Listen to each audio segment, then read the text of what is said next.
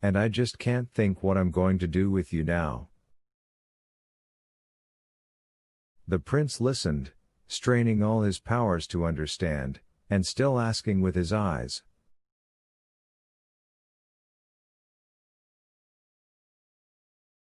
"It was you?" he finally managed to say, nodding towards the curtain.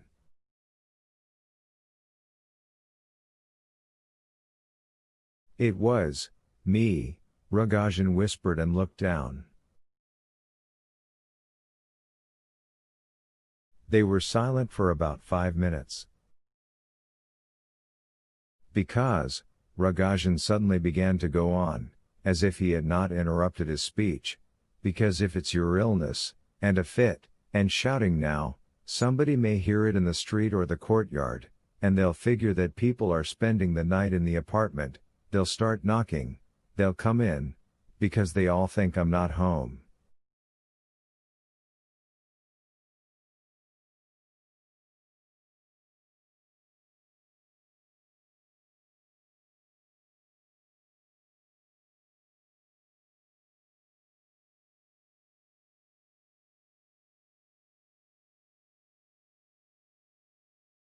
"I didn't light a candle so they wouldn't suspect that in the street or the courtyard. Because when I'm not home, I take the key with me, and nobody comes in for 3 or 4 days, even to tidy up. That's how I set it up."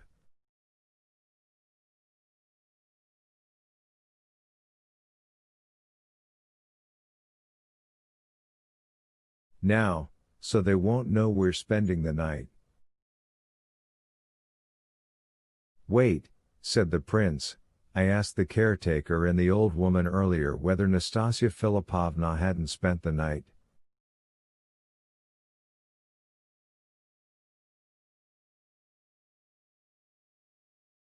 "So they already know?" "I know you asked. I told Pafnatievna that Nastasia Philippovna came yesterday and left for Pavlovsk yesterday, and that she spent 10 minutes at my place."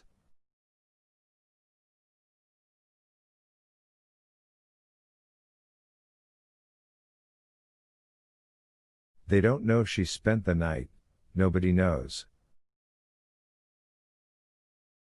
Yesterday we came in very quietly, like you and me today.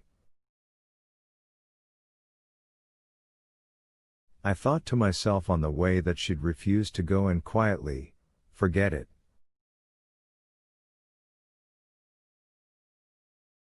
She talked in a whisper, walked on tiptoe, gathered her dress up all around her so it wouldn't rustle, and held it with her hands. She shook her finger at me on the stairs, all because she was frightened of you."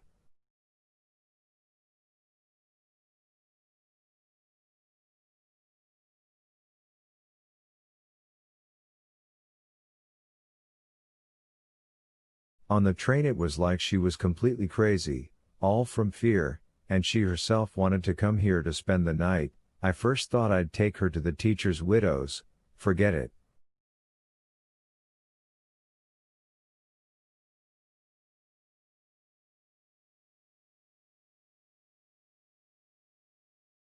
"He'll find me there," she says, "at dawn, but you can hide me, and tomorrow morning I'll go to Moscow," and then she wanted to go to Oral somewhere.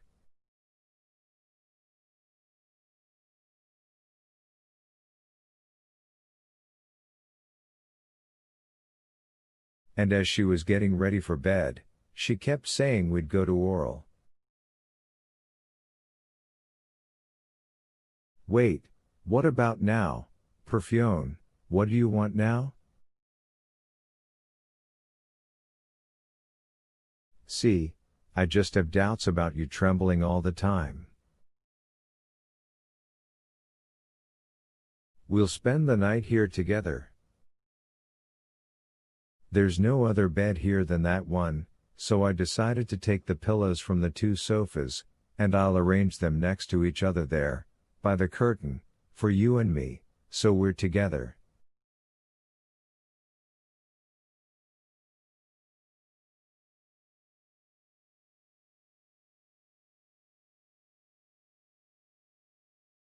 Because if they come in, they'll start looking and searching, they'll see her at once and take her out.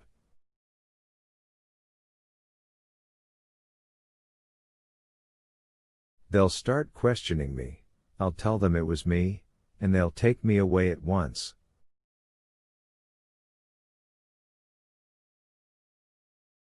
So let her lie here now, next to us, next to me and you. Yes, yes. The prince agreed warmly. Meaning not to confess or let them take her out. And not for anything. The prince decided. No, no, no.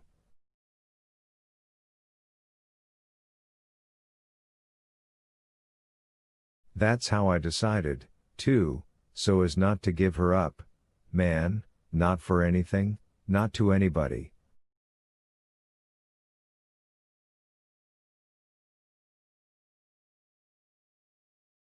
We'll spend the night quietly. Today I left the house only for 1 hour, in the morning, otherwise I was always by her.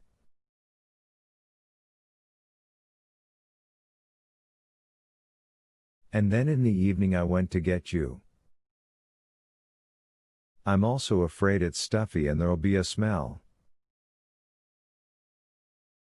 Do you notice the smell or not?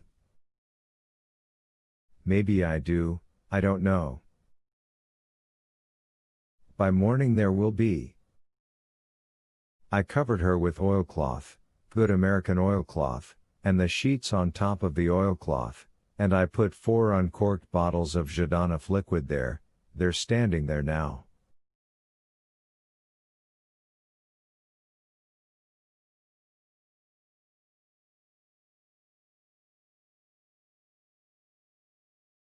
It's like they're in Moscow? Because of the smell, brother. But she's lying there so in the morning, when it's light, have a look. What, you can't get up? Rogozhin asked with timorous surprise, seeing the prince trembling so much that he could not stand up.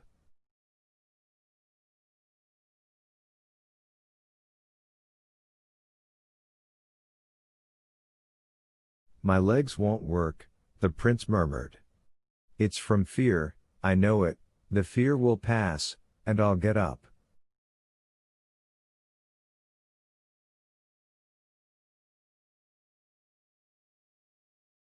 Wait, I'll make up the bed meanwhile, and then you can lie down, and I'll lie down with you, and we'll listen, because I don't know yet, man, I don't know everything yet, man, so I'm telling you ahead of time, so you'll know all about it ahead of time.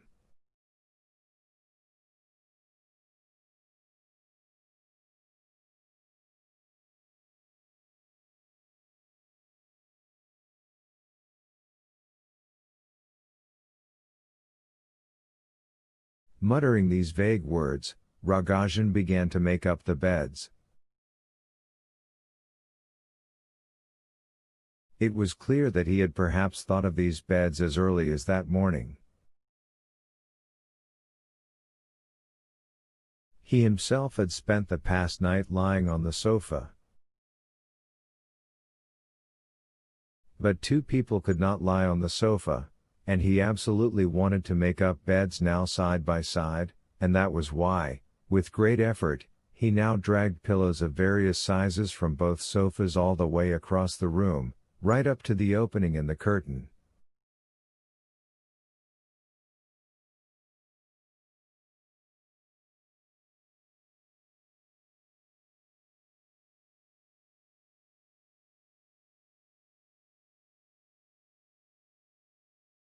The bed got made up anyhow.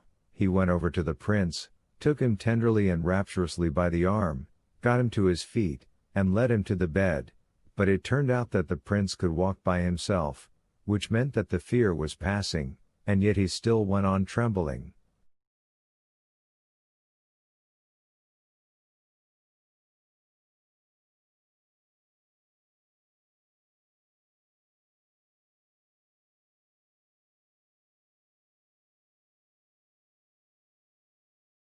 Because, brother, Rogozhin began suddenly, laying the prince down on the left, better, pillows and himself stretching out on the right side, without undressing and thrusting both hands behind his head. It's hot now, and sure to smell.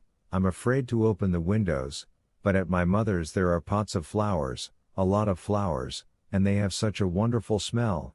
I thought I might bring them here, but Pafnutievna would guess, because she's a curious one.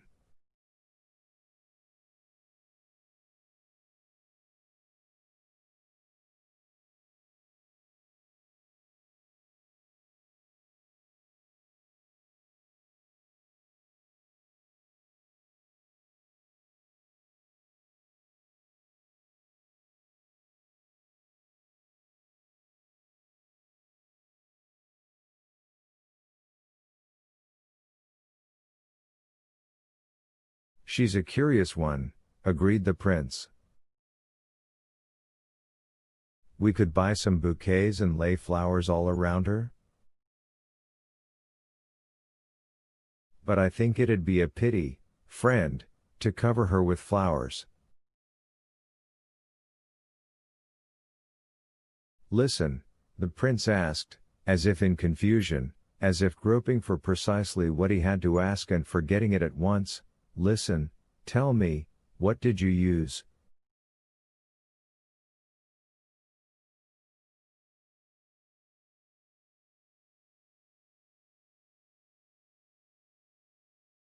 A knife? That same one? That same one.